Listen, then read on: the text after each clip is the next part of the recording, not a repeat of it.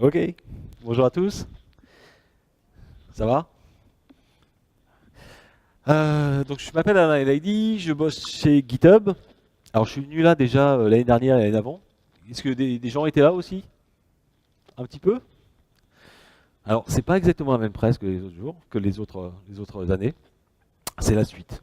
C'est la suite du périple dans le continuous delivery. Et puis je vais essayer de vous parler de choses. Là, dans les années précédentes, j'ai beaucoup parlé de comment GitHub faisait le continuous delivery. Et aujourd'hui, l'idée, c'est de plus vous donner des idées et des techniques pratiques pour que vous puissiez vous également le faire. D'accord? Donc pour sortir un peu de cette vision idéaliste et de pouvoir rentrer dans des choses plus abordables, ça déconne un peu, plus abordables rapidement. Donc déjà, cette presse n'est pas sur la transformation digitale, d'accord? J'ai mon animation qui va un peu trop vite. Donc je fais partie du mouvement de ceux qui luttent contre la transformation digitale et qui sont plus pour la transformation numérique. C'est juste un peu de militantisme. Euh, cette presse, c'est plutôt pour reparler en fait du rôle du développeur dans vos organisations et de sa manière de travailler. Et il y a un exemple, moi, que j'adore, c'est Tesla. Si vous êtes déjà rentré dans une Tesla, c'est un objet qui est magnifique. Pour moi, c'est un ordinateur auquel on a rajouté 4 roues. D'accord? C'est vraiment un data center à part entière.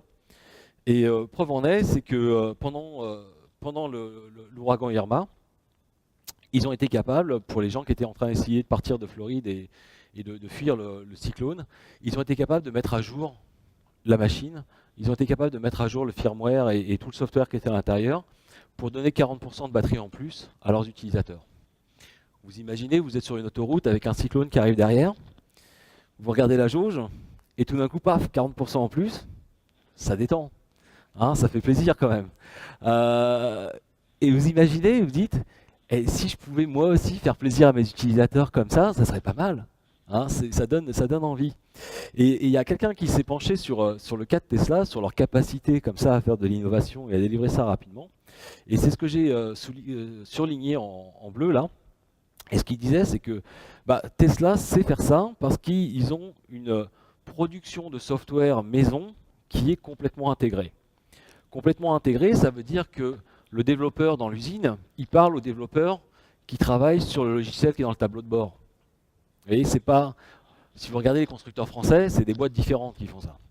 Vous avez Bosch d'un côté, vous avez Valeo, puis PSA en fait un peu, et puis Renault en fait un peu, et puis ils achètent des trucs, etc. Ce qui fait quand il y a le scandale sur les émissions, ça permet de trouver des boucs émissaires plus facilement. Mais ce qui fait aussi qu'on n'a pas des softwares qui sont géniaux dans nos bagnoles.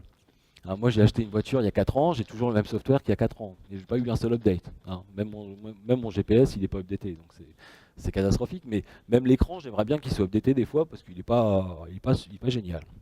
Donc voilà, c'est cette capacité qu'ils ont, eux, à produire du software et donc à repenser et toujours penser la manière dont ils vont créer ça. Vous voyez, ils ne sont pas en train de se dire ce truc-là, on l'a fait il y a 5 ans et on va continuer à faire comme ça parce que ça marchait depuis 5 ans, donc pourquoi changer? Non, ils sont toujours en train de se dire comment on va améliorer les choses et comment on va réaliser des améliorations directement chez nos clients. Donc quand je parle de ça, généralement, on me dit ouais, c'est génial, Tesla, mais nous on a un legacy, la boîte elle n'a pas été montée il y a 10 ans, on a fait plein de trucs, et puis il faut qu'on prenne en compte ce qu'on a fait dans le passé. Ouais. Il y en a d'autres qui ont le même cas. John Deere, fondé en 1837. Fondé en 1837. Donc du legacy, ils en ont. Hein. Ils sont passés par le mainframe, ils sont passés par un peu tout et n'importe quoi. Et si aujourd'hui vous allez sur YouTube, vous allez trouver des vidéos. Donc j'ai pris une photo d'une vidéo, donc ça rend un peu moins bien. Mais néanmoins, si vous trouvez cette vidéo sur YouTube, vous allez voir que le tracteur bouge, il avance, et que dans la cabine, il n'y a personne. Le tracteur autonome. Ça fait 5 ou 10 ans qu'ils ont le tracteur autonome. Et c'est pas en lab dans les rues de San Francisco. On a d'un côté un tracteur dans les rues de San Francisco, c'est pas top. Mais c'est en prod chez les fermiers. Les fermiers utilisent des tracteurs autonomes aux États-Unis. Et le tracteur vraiment se balade. Vous voyez, au-dessus de la cabine et puis au-dessus de la remorque, derrière, il y a des capteurs. Et avec ces capteurs, Ils savent exactement où doit aller le tracteur, ils savent exactement la quantité d'engrais, la quantité de semences, toutes les informations dont le fermier aurait besoin normalement pour optimiser son travail, bah, ils l'ont, ils lui amènent, et puis ils lui permettent de faire autre chose. Donc le fermier peut se détendre, mais surtout il est optimisé son travail. C'est génial, parce qu'aujourd'hui, John Deere, ils vendent plus que des tracteurs. Ils vendent aussi des capteurs, ils vendent aussi de la donnée, ils vendent de la géolocalisation, du GPS, ils vendent du radar, du satellite, plein de données pour optimiser le travail. Et tout ça, ils le mettent à disposition des développeurs aussi. Donc vous allez pouvoir aller sur le portail des développeurs de John Deere. Ils ont un portail de développeurs avec des API. Vous pouvez télécharger leurs API, et puis vous avez des API pour l'agriculture, vous avez des API pour les constructions, et vous allez pouvoir trouver sur GitHub du code.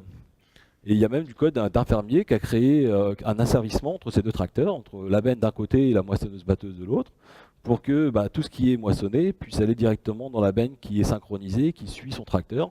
Et donc lui, il est tout seul, et puis il y a les deux tracteurs qui bougent ensemble. Et ça, il l'a fait lui-même, il l'a mis sur GitHub. Vous voyez? Tout ça pour vous dire que le code aujourd'hui, c'est quelque chose qui est super important. Donc, je faisais la blague tout à l'heure en entrée sur la transformation digitale, donc je pense qu'on vous en rabat les oreilles. Il faut se transformer, mais au final, l'élément clé de la transformation, c'est pas le marketeur qui va vous expliquer qu'il faut des nouveaux usages, etc. C'est le développeur qui doit prendre en main le patrimoine de la société, sa manière de développer du code, et s'organiser pour pouvoir accélérer sa manière de produire, pour pouvoir accélérer la mise en production des solutions et la mise à disposition par l'utilisateur final du software et la capacité à récupérer de l'information. Et ça, c'est des trucs qu'on oublie très souvent. On parle beaucoup d'agilité. L'agilité, le premier truc, c'est de récupérer du feedback. Et pas du feedback du product owner, du feedback du client. Et c'est ça qui est, dans toute notre démarche chez GitHub de mise en production, c'est ça qui compte principalement. Donc pour nous, la clé, c'est vraiment de remettre le développeur au centre de tout cet écosystème d'outils et de personnes qui collaborent pour la création de software. Vraiment, c'est ça. Quand vous réfléchissez à votre production de logiciels aujourd'hui, il y a des éditeurs dans la salle, je suppose, j'en ai croisé pas mal.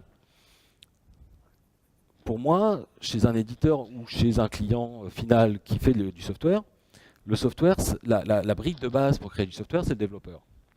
La clé de la productivité de la production de logiciels, c'est le développeur. Et néanmoins, le développeur passe son temps à travailler pour les autres, ou à travailler chez les autres, à travailler dans Excel, à travailler dans Jira, à travailler dans plein d'outils différents, et on prend du temps de développement en développeur.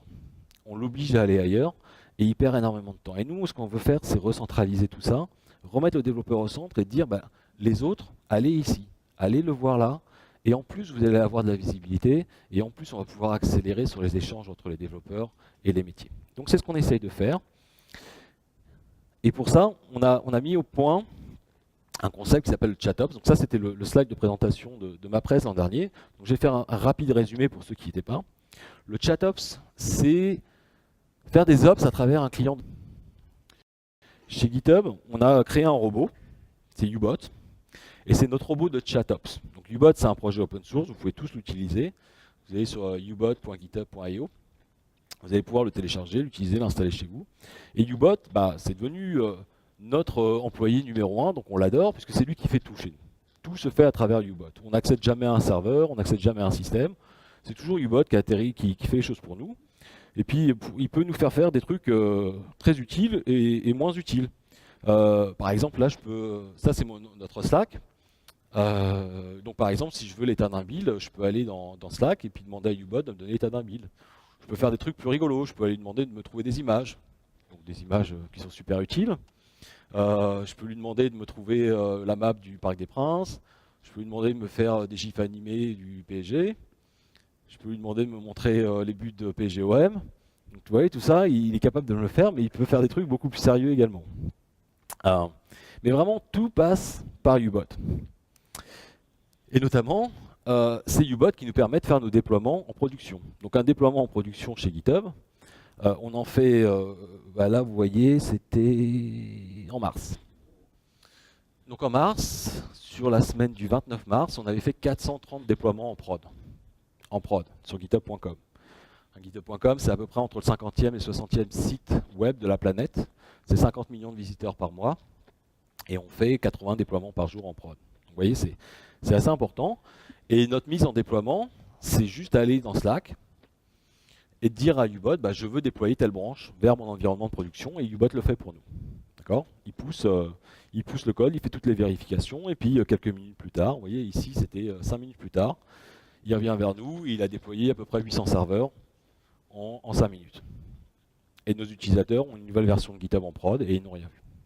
Et ce qui se passe chez GitHub, c'est que pour nous, la prod, c'est notre dernier environnement de test. D'accord ? Un développement est validé chez GitHub à partir du moment où il a été validé en prod. Tant qu'il n'est pas en prod, il n'est pas validé. C'est super important pour nous. Pour plein de raisons. Parce que déjà, on a des contraintes de production et des environnements qui sont impossibles à reproduire en pré-production. Mais aussi parce que, fondamentalement parlant, vous n'êtes jamais sûr d'avoir terminé un développement tant qu'il n'est pas en prod. Hein, on se dit toujours, on passe la test, la QA, etc. Et c'est bon, c'est validé, mais ça peut exploser en prod. On l'a toujours pas validé, ça. Et c'est que quand une fonctionnalité est en face d'un développeur, d'un utilisateur, pardon, qu'on peut dire qu'elle est finie. Et donc, tout le monde, quand je parle de cette mise en production automatisée, tout le monde me dit bah, c'est génial, et puis après ils réfléchissent. Puis généralement après la conf, ils reviennent me voir en me disant mais au fait, et les données, et puis ci, et puis ça, et puis comment vous gérez votre projet, machin, etc. Donc c'est ça que je veux partager avec vous aujourd'hui. C'est comment est-ce qu'on arrive à cet état, comment est-ce qu'on arrive à sécuriser nos déploiements et le travail global de l'équipe pour pouvoir pousser en prod très rapidement sans que ça explose. D'accord ? Donc comment et pourquoi ? Donc au passage, si vous vous rappelez de ma conf de l'an dernier ou si vous n'y étiez pas, peu importe, chez GitHub, on n'a pas la notion de sprint, on n'a pas la notion de Kanban, on n'a pas la notion de Scrum, et on a une notion très différente de ce qui est la QA, l'acceptance et la release. Déjà, on n'a pas de sprint. Pour nous, enfin, un sprint, ça sert à rien. Honnêtement, un sprint, ça sert à rien, parce que nous, on met en production continue, et donc on ne va pas attendre que ce soit la fin du sprint pour mettre en production quelque chose qui a déjà été fait. À partir du moment où c'est fini, pourquoi est-ce qu'on attend ? On n'a pas de Scrum, on n'a pas de Kanban. Déjà, Scrum, on ne sait pas faire. On est à travers la planète. On a des développeurs en Nouvelle-Zélande, on a des développeurs à Seattle, on a des développeurs en Angleterre, etc. Donc un meeting Scrum, ça ne marche pas. Donc tout ça, on l'a enlevé. Et je vais vous passer ça. Tout ça, on l'a enlevé. Et quand on y réfléchit, c'est la bonne manière de faire les choses, d'enlever. Très souvent, les gens partent d'une solution et réfléchissent après au problème. Mais ils ont appliqué une solution à un problème qu'ils n'ont pas encore défini. Et pour nous, la philosophie qui est super, c'est un truc qu'a dit Antoine de Saint-Exupéry, qu'on atteint la perfection quand on a tout enlevé, quand on a enlevé tout le superflu, alors que bien souvent, les gens se disent on va rajouter, et ça va être mieux. Mais non, c'est mieux quand on a tout enlevé, surtout en IT. Plus on enlève, plus c'est simple. Plus c'est simple, plus c'est efficace. Plus c'est répétable. Moins c'est risqué. C'est ça qu'on veut faire. Donc, si vous regardez votre manière de travailler aujourd'hui, pour la plupart, dites-moi si je me trompe, hein, mais je pense que c'est assez fidèle, c'est que vous avez une nouvelle tâche, un to-do, vous passez ça en work in progress, donc vous avez un développeur qui travaille dessus. Après, vous faites la QA, vous faites l'acceptance, donc vous avez passé toutes ces étapes, etc. Après, il y a un utilisateur, un business user ou un truc comme ça, qui vous dit bah, c'est bon, ça correspond aux besoins. Et donc vous avez fait ça sur votre sprint de 2 semaines, vous avez fait votre démo au bout de 2 semaines généralement, donc ça peut être 3 semaines, peu importe. Et puis après, qu'est-ce que vous faites ? Vous refaites un sprint. Puisqu'il y a très peu de gens en fait, qui ont l'agilité déjà, très peu d'équipes qui ont l'agilité de pouvoir déployer à la fin d'un sprint, à la fin de 2 semaines. Généralement, on va faire 3 sprints, 4 sprints, on va déployer une fois par mois. Certains déploient une fois par trimestre, certains déploient 3 fois par an, pas plus. Mais néanmoins, j'en vois très peu qui déploient à la fin d'un sprint. Et encore moins qui déploient pendant un sprint. C'est le cas ou pas ? Est-ce qu'il y en a qui déploient en continu ? Un bras, 2 bras, vous voyez, il y en a quelques-uns. Mais il n'y en a pas tant que ça. Donc, nous, ce qu'on s'est dit, au final, c'est qu'il y avait moyen de faire mieux. Et encore une fois, surtout, ce qui est important, c'est que on réfléchit au problème avant de trouver la solution. Et il y a beaucoup de gens que je rencontre qui me disent bah, nous, on utilise le guide flow. Voilà, pour s'organiser, on utilise le guide flow. Et je leur dis mais pourquoi tu utilises ça, quelle est ta contrainte? Ils disent bah, on a été sur internet, on est tombé là-dessus, on s'est dit ça doit faire le truc. Quoi. Et ils ne se sont pas dit mais c'est quoi notre problème quoi. Ils ont appliqué ce truc-là et ils se sont dit bah, c'est bon, ça va le faire. Et c'est super compliqué. Moi quand je lis ce truc-là, même aujourd'hui, il faut que je le relise pour comprendre comment ils font exactement. Je trouve ça super compliqué. Je me dis, mais comment vous faites quand vous avez des nouvelles personnes qui arrivent dans votre équipe pour lui permettre d'être productif rapidement et de pouvoir délivrer du code avec une usine à gaz comme ça? Et surtout, c'est quoi les contraintes que vous avez qui vous font aller sur quelque chose d'aussi compliqué? Il y a moyen de simplifier ça. Pour moi, ce truc-là, c'est une vraie usine à gaz. C'est un vaisseau spatial à piloter. Et puis, il y a ce cartoon de Comic Strip qui résume super bien ce truc-là. Le gars, il explique la complexité par laquelle il doit passer pour mettre quelque chose en production. C'est super complexe, il y a plein d'étapes, c'est manuel, etc. Et sa copine, elle lui dit, bah ouais, nous aussi, on fait des tests en prod. Parce que quand vous avez un processus aussi compliqué, il est absolument jamais répétable à l'identique, et vous êtes sûr que quelque chose va changer, et ça revient à faire un test en prod. Ça revient à expérimenter quelque chose de nouveau à chaque fois, puisque vous ne savez pas garantir à 100% que c'est toujours la même chose. Et ce qui s'est passé dans l'industrie du logiciel, c'est qu'un jour, il y a quelqu'un qui a déployé quelque chose, et puis ça s'est mal passé, donc on a rajouté un step pour se dire on va éviter que cette chose-là se repasse, mais ça a fini par péter encore une fois, donc on a rajouté un deuxième step pour éviter de reproduire la deuxième erreur, puis un troisième, puis un quatrième, puis un cinquième, jusqu'à faire un monstre, et jusqu'à arriver à un système où on déploie très peu fréquemment, parce qu'on a peur du déploiement. Parce que ça va péter, ça risque de péter, c'est pour ça qu'on fait des déploiements le mardi et pas le vendredi. Parce que comme ça, on se donne un peu d'espace. Et il y a des mecs qui se disent, mais non, la question c'est pas est-ce que je dois déployer le vendredi, mais c'est combien de fois je vais déployer vendredi. Parce que c'est ça qui doit arriver, c'est qu'on doit arriver à un niveau de confiance qui fait qu'on puisse déployer n'importe quand. C'est ça l'objectif. Et il faut se mettre en ordre de marche pour avoir cet objectif-là. Et en plus, ceux qui ont lu Phoenix Project vont comprendre de ce dont je parle. Si vous ne l'avez pas lu, lisez-le, c'est super. Ce qu'ils disent là-dedans, leur analyse, c'est de se dire qu'au final, entre le temps où on a une idée qui a émergé et le temps où c'est mis devant un utilisateur, on n'a travaillé que 15% du temps. 85% du temps, ça a été du temps à attendre. À attendre. On s'est mis en mode agile. Je vous rappelle au passage, l'agilité, l'objectif c'était de mettre des fonctionnalités devant l'utilisateur final plus rapidement. D'accord ? Pas devant le business owner, on s'en fout. Devant l'utilisateur final, parce que c'est grâce à lui, c'est grâce à son comportement qu'on va apprendre et qu'on va pouvoir améliorer le cycle. Mais néanmoins, c'est pas ce qu'on fait. Et on produit des choses et on les met en prod 2 semaines après, 3 semaines après, 1 mois après, et on a perdu du temps. En plus, sans parler du nombre de fois où on est obligé d'attendre des choses, que quelqu'un nous fasse une validation, la QA, le test, etc. Tout ça, ça prend du temps. Donc nous, ce qu'on propose et ce qu'on fait, bah, c'est d'inverser un peu l'échelle des gens. C'est inverser l'échelle de temps, et c'est de se dire, ok, moi j'ai un to-do, je vais travailler, et puis je vais le déployer en prod. Et la QA, ça peut se faire en prod. Les tests, ça peut se faire en prod. Alors, ça ne veut pas dire qu'on fait que des tests en prod, on en fait aussi avant. Mais la QA, l'acceptance, tout ça, ça peut très bien se faire en prod. Il suffit juste de s'outiller de la bonne manière pour que ça puisse se faire en prod sans exploser la prod. D'accord ? Mais après, quand quelqu'un, comme mon utilisateur final, comme mon business user me dit c'est bon, j'ai pas besoin de faire une mise en production. C'est déjà en prod. Donc je sais que ça va marcher en prod puisque c'est déjà en prod quand il a fait la validation. Vous voyez le truc ? Il n'y a pas de question là-dessus. Et donc c'est juste changer votre manière de travailler pour en fait faire ce qu'on fait, l'industrie automobile par exemple, dans les 20 dernières années. Avant, créer une bagnole, vous avez les gens qui designaient la bagnole, et puis après il y a les gens qui pensaient à comment on allait fabriquer ça. C'était séquentiel. Et donc ça prenait 7 ans pour faire une voiture. Jusqu'au jour où ils se sont dit, bah tiens, en même temps qu'on va designer la voiture, on va réfléchir à la manière de la fabriquer. On va faire ça ensemble, en même temps. Et donc on est descendu à des cycles de fabrication, enfin des cycles de création de nouveaux modèles en 3 ans. De passer de 7 ans à 3 ans. Et ce qu'on fait pas assez dans le dev, c'est qu'on pense à son application, et puis il y a quelqu'un d'autre qui pense à son déploiement. Alors que si on mélangeait les deux, on pourrait être vachement plus efficace et retrouver de l'agilité.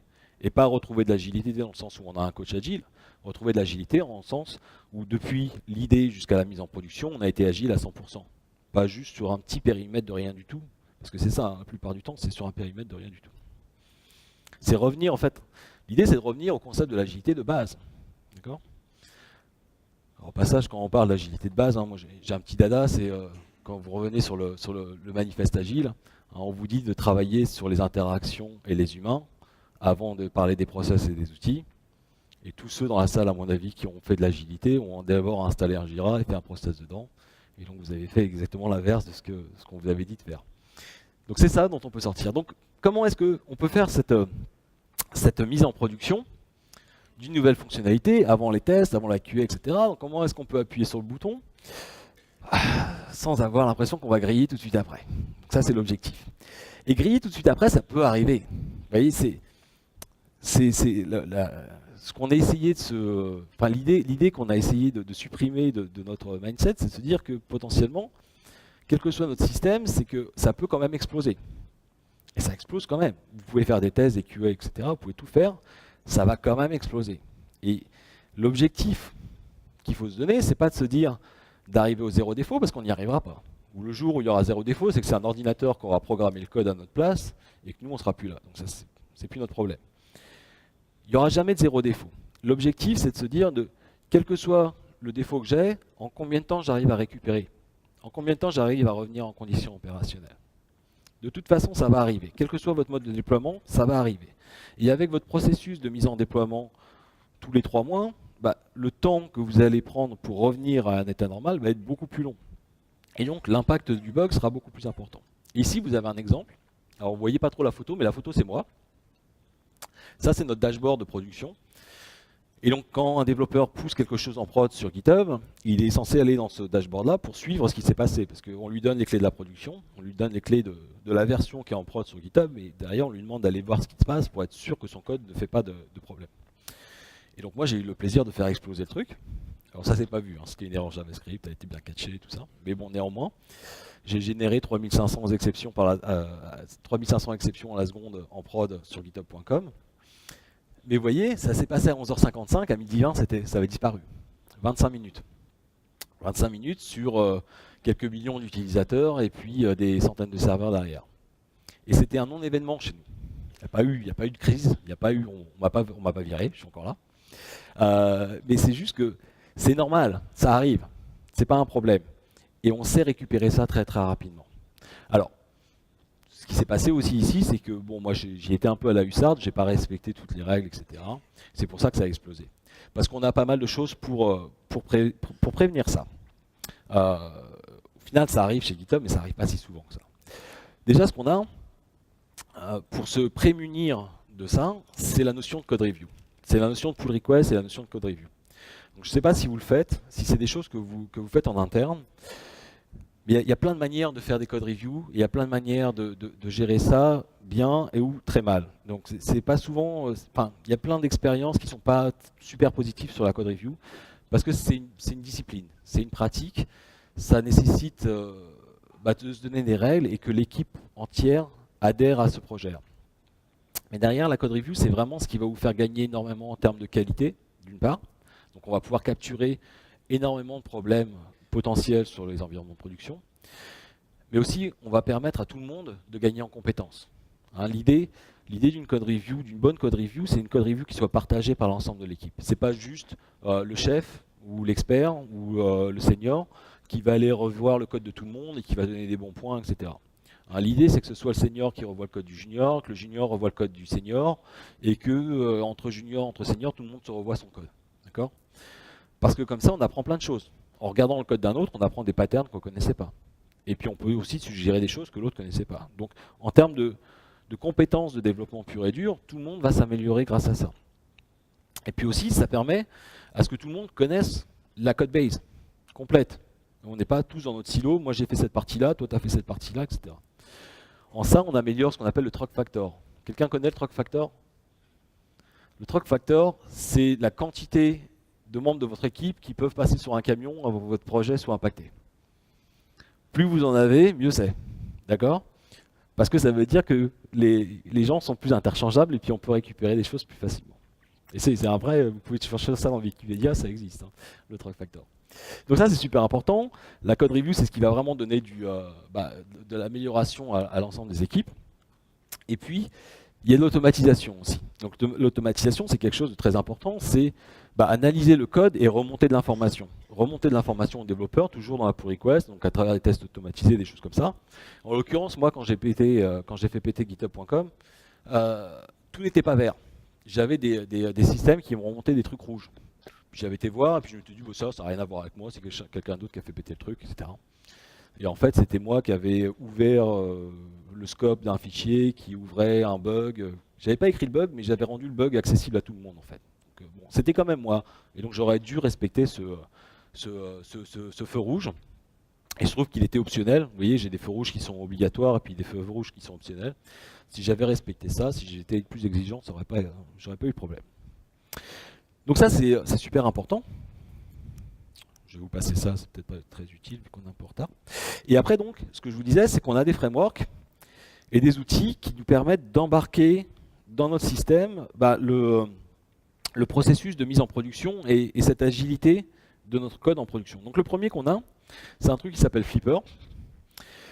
Donc, tous ces frameworks, ils sont open source, hein, vous pouvez les utiliser. Ils ont la particularité d'avoir été écrits par nous, et donc ils sont plutôt orientés Ruby on Rails.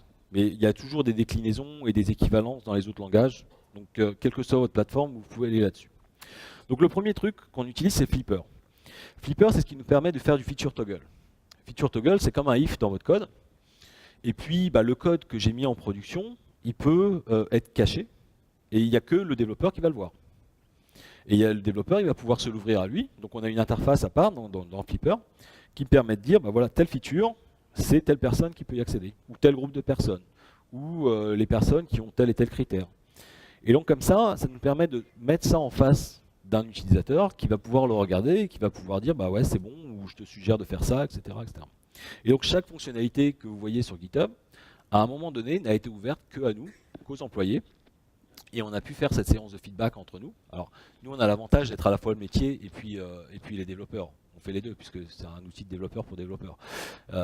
Donc notre QA, c'est tout le monde qui fait la QA, grosso modo. Mais bon, vous pourriez avoir ça dans votre environnement et donc n'ouvrir les fonctionnalités qu'à un sous-ensemble d'utilisateurs pour qu'ils puissent vous dire, pour qu'ils vous donnent du feedback. Et encore une fois, l'agilité, vous n'oubliez pas, c'est d'avoir du feedback. C'est de mesurer, c'est d'avoir du retour, c'est de pouvoir améliorer, faire la boucle de retour. Et donc, vous pouvez très rapidement mettre ça en face d'utilisateurs, interne, mais externe aussi. Vous pouvez ouvrir progressivement à certaines populations d'utilisateurs experts, par exemple, qui vont pouvoir dire ce qui se passe. Donc ça, c'est le premier truc qu'on utilise. Il y a d'autres. Il y a un site qui est dédié à ça, featureflags.io, et donc vous allez avoir plein d'autres produits qui existent, qui font ça, donc en mode SaaS, en mode interne, etc. Donc c'est vraiment quelque chose que vous pouvez mettre en place très très facilement dans votre système et l'utiliser très très vite. Le deuxième truc qu'on utilise, ça s'appelle Scientist. Un Scientist, c'est génial. Ça vous permet de faire des expérimentations en prod.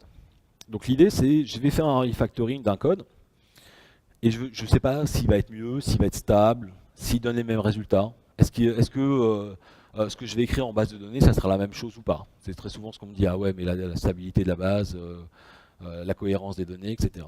Donc dans Scientist, l'idée c'est que j'ai un point d'entrée de l'utilisateur normal, et puis derrière je vais débrancher, je vais avoir l'ancien code qui va s'exécuter, et en parallèle je vais avoir le nouveau code qui s'exécute. Et puis je vais stocker une comparaison des deux. Et je vais pouvoir faire ça pendant 6 mois si j'en ai envie, et à la fin je vais pouvoir comparer. Je vais pouvoir comparer est-ce que j'ai été plus vite, est-ce que j'ai été moins vite, est-ce que j'ai les mêmes données en sortie ou pas. Et donc prendre des décisions, encore une fois, sur de l'expérimentation et sur de l'information réelle. Pas sur du feeling ou pas sur de l'expertise d'un business owner qui potentiellement ne sait pas trop vraiment ce que veulent les clients. Donc l'idée c'est d'avoir vraiment des expérimentations en prod et d'avoir du retour. Et ça, le faire dans un bac à sable qui soit bien sécurisé. Et grosso modo, je peux faire une expérimentation et faire exploser le système. Ça sera juste l'expérimentation qui explosera, le reste du système ne bougera pas. J'ai aucun effet de bord possible avec ce système-là. Donc Scientist, c'est le deuxième truc qu'on utilise. Et le troisième, c'est quelque chose qu'on a créé qui s'appelle Ghost, donc qui n'a rien à voir avec Ruby parce que c'est au niveau base de données, mais c'est très adhérent à MySQL. Donc si vous utilisez MySQL, ça marche bien. Si vous n'utilisez pas MySQL, je vous recommande d'utiliser MySQL. Sinon vous n'avez pas le choix. Et l'idée c'est de pouvoir faire des migrations de schémas à la volée. On a toujours cette problématique quand on parle de déploiement en continu. Donc tout le monde a bien assimilé maintenant la capacité à déployer une nouvelle version d'application en prod, mais déployer une nouvelle version du schéma de base de données en prod, sans interruption de service, c'est plus complexe. Et donc avec Ghost, on a la possibilité comme ça de migrer les données à la volée. Donc on a la base de données source qui ne bouge pas, on lui définit un nouveau pattern, un nouveau schéma cible sur lequel on veut travailler à terme. Et donc Ghost, il va faire la migration des données. Et on va pouvoir lui dire, tu migres à telle vitesse, histoire de ne pas mettre à plat les serveurs. Et donc il va migrer de manière progressive, en respectant les performances du système. Il va faire ça, et à un instant T, il aura fini de faire la migration du gros, et il ne sera plus qu'en réplication, on va dire. En régime permanent, il va pouvoir répliquer de manière progressive. Dès qu'une donnée arrive sur la base de prod, il va la transférer sur le schéma temporaire. Et puis au moment où on sera prêt à faire cette migration, où on aura décidé que là, c'est le bon moment pour passer de l'ancien schéma au nouveau schéma, on a juste un micro-lock, on a quelques millisecondes pendant lesquelles on va juste faire des renommages de table. Donc il n'y a plus de migration de données, c'est que du renommage. Et en quelques millisecondes, on est passé de l'ancien schéma au nouveau schéma sans avoir fait d'interruption de service. D'accord ? Et maintenant, si vous mettez les trois ensemble, c'est ça qui est intéressant, mettre les trois ensemble, c'est que vous avez un feature toggle qui fait que vous êtes en train d'exécuter, à un instant T, vous êtes en train d'exécuter une expérimentation. D'accord ? Cette expérimentation-là, elle est capable d'écrire sur l'ancien schéma et en parallèle d'écrire sur les tables temporaires qui ont été écrites pour le nouveau schéma. Et donc j'ai deux flux applicatifs qui travaillent en parallèle, un vers l'ancienne cible, une avec le nouveau code vers la nouvelle cible. Et à un instant T, vous êtes capable de switcher les deux et d'avoir switché à la fois dynamiquement le code et la data. Et ça, vous l'avez observé en production pendant des semaines, si vous voulez. D'accord ? Vous ne prenez pas un risque de déploiement. Vous ne prenez pas un risque de devoir faire un rollback. Vous l'avez testé, ça marche. Ça fait 6 mois que ça marche. D'accord ? Vous êtes sûr de votre coût. Et ça, vous l'avez fait de manière incrémentielle. Vous avez livré des morceau par morceau, et à chaque fois, vous avez travaillé sur des petits paquets. Vous n'avez pas travaillé sur la méga release qui a pris 3 semaines de travail par 12 développeurs. Et si jamais il y a un problème dedans, c'est énorme à diagnostiquer, à aller trouver où se passe le problème. Là, on a travaillé par petits incréments à chaque fois. Et on a réussi à faire les choses de manière très très stable. Et donc, ça fait qu'on a l'AutoCAD qui peut faire un gros câlin à notre robot, parce qu'on a réussi à avoir un système super flexible et qui nous permet de toujours avancer, toujours aller de l'avant sans s'arrêter, mais toujours par petites touches et de manière très automatisée.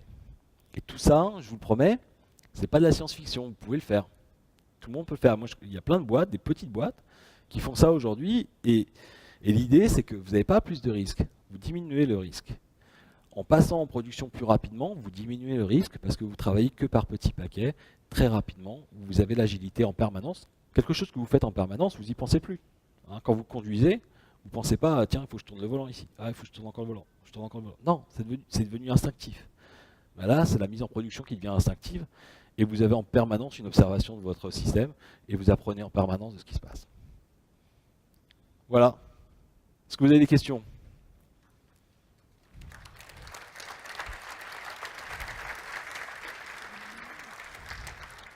Ouais.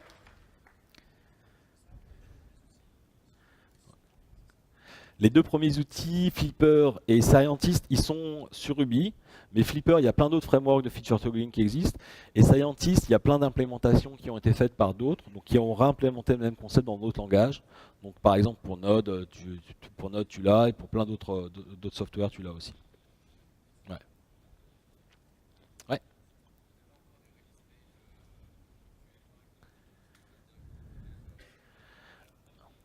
Alors en fait, donc, est-ce qu'on a des stages entre le dev, la prod, etc. Donc l'idée, le mode de fonctionnement exact, c'est qu'on a une branche master, et puis après on n'a que des feature branches. Et ce qui est déployé chez GitHub, c'est une feature branch. Donc un développeur travaille et il pousse sa branche en prod. Il n'y a pas de branche de QA, etc. Parce on pousse que la pull request dans laquelle on a fait une feature à la fois. On ne fait pas de l'agrégation de features qu'on va déployer ensemble, c'est feature par feature qu'on pousse en prod. Euh, donc ça fait que des petites pull requests et donc il n'y a pas de branche de QA, etc. Après cette branche-là, avant d'être passée en prod, elle est passée en test, elle est passée sur différents environnements. Généralement, on la déploie sur un environnement de test, après on la déploie sur production/canary, donc un sous-ensemble de nos machines de prod. Et après, si tout se passe bien, on la déploie sur la prod complète. Donc on a que master et des branches dont la durée de vie est très courte. Après, on a quand même d'autres branches qui sont beaucoup plus longues, mais ça c'est spécifique à l'offre GitHub Enterprise. Donc l'offre GitHub Enterprise, c'est ce qui s'installe chez vous, c'est le GitHub installé sur les serveurs et donc sur lesquels on doit maintenir dans le temps. Et donc ces branches-là n'existent que le temps de la maintenance d'une version, mais ça ne fait pas partie du processus de release web traditionnel. Ouais.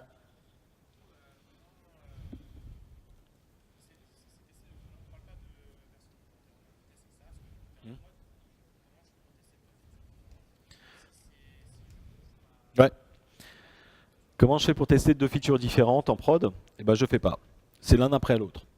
C'est forcément l'un après l'autre, mais sachant que le développeur va loquer la prod avec sa feature pendant généralement 10 à 20 minutes. C'est nos cycles de test en prod, c'est 10 à 20 minutes. Après, en ayant, alors je peux pas te faire le compte à la minute, mais en ayant 50 millions de visiteurs par mois, très rapidement on a du trafic et très rapidement on a du feedback. Non, mais après, tu l'as, une fois que tu as mis en prod ton truc, soit quelqu'un d'autre veut aussi tester un truc, et ben, toi tu le laisses, et il va être en incrément, parce que une fois que tu l'as testé en prod et que tu es satisfait de son comportement, tu le laisses, tu l'enlèves pas. Et tu vas améliorer derrière, tu vas relivrer des trucs par-dessus. T'attends pas qu'un truc soit fini pour le mettre en prod. Mais c'est...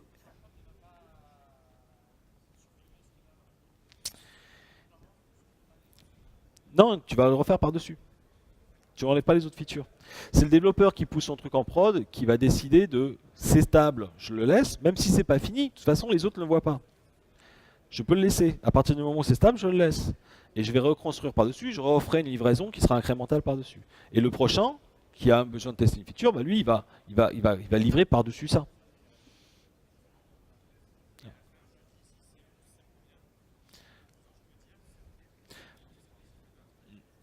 Au bout de 10 minutes, généralement, tu dis ok, c'est bon, je merge avec master, et ça, master devient la nouvelle version officielle de notre site, ou alors tu dis bah non, c'est pas bon, et donc tu redéploies master, qui était à l'ancienne version avant merge, et tu es revenu en arrière. Mais tu n'as fait que de redéployer des branches en fait. Au final. Voilà. Une autre question? Ouais, il va falloir que tu parles fort alors.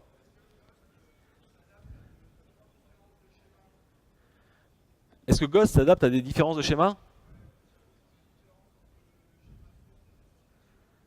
Ah bah l'objectif c'est de pouvoir faire des changements de schéma à la volée.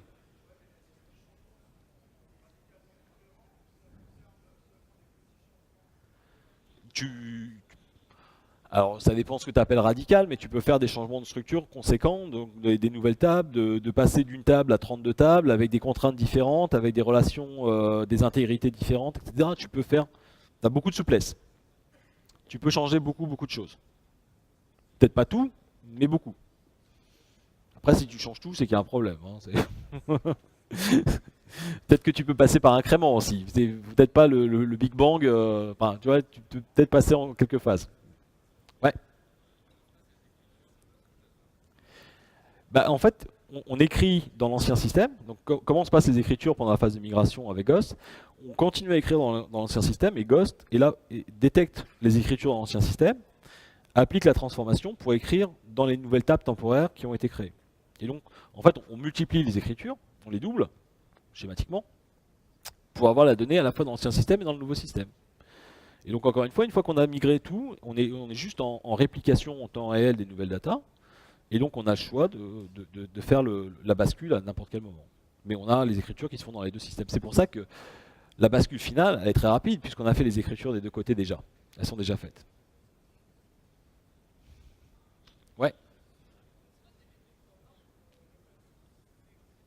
j'entends pas.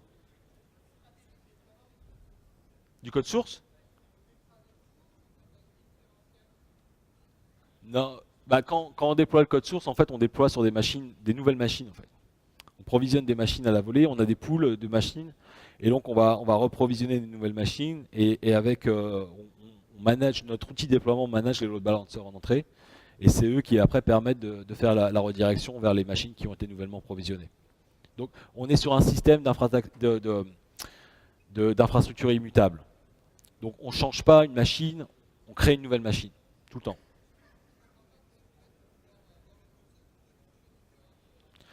On en parle après si tu veux, parce que là on est loin et ça fait beaucoup de bruit. Ça marche? Merci.